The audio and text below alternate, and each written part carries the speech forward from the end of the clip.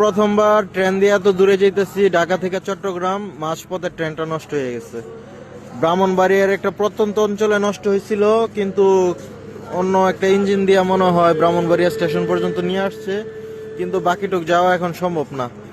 আমরা এখন ঘুরতেছি ফিরতেছি, মনে হয় সকাল পর্যন্ত থাকতে হবে। এখন বাজে প্রায় 3:30, এখনো কোনো খবর নাই।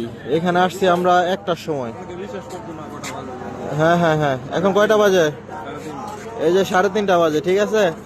নাইম, এই প্রথমবার তুমি ট্রেন দিয়ে আসছো, মনে হয় তোমার কারণে ট্রেনটা নষ্ট হয়েছে। না, আমি আরো আসছি, কিন্তু আমি চিন্তা করতেছি যে একটা মানুষের কি পরিমাণ কুরকুরি থাকতে পারে, ঠিক আছে।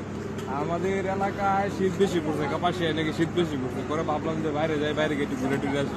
এদিকে মোটামুটি শীত আছে অবশ্য, কিন্তু একটা মানুষের কত পরিমাণ কুরকুরি থাকতে পারে এই শীতের মধ্যেও মানুষ ঘুরতে পারে, ঠিক আছে। তো ঘুরতে বাড়িয়ে পড়ছি, চিল করতে হবে, ঘুরতে হবে, ঠিক আছে। এদিকে আরো চিল হইতেছে, তারা গান বাজনা শুরু করছে, ঠিক আছে। এই যে পুরা ব্রাহ্মণবাড়িয়া স্টেশনে আছে আমরা এখন, কিন্তু বামনবাড়িয়া হ্যাঁ, ব্রাহ্মণবাড়িয়া। হ্যাঁ, কোন সময় নাকি টেটা টোটা মারা শুরু করে আল্লাহ জানে।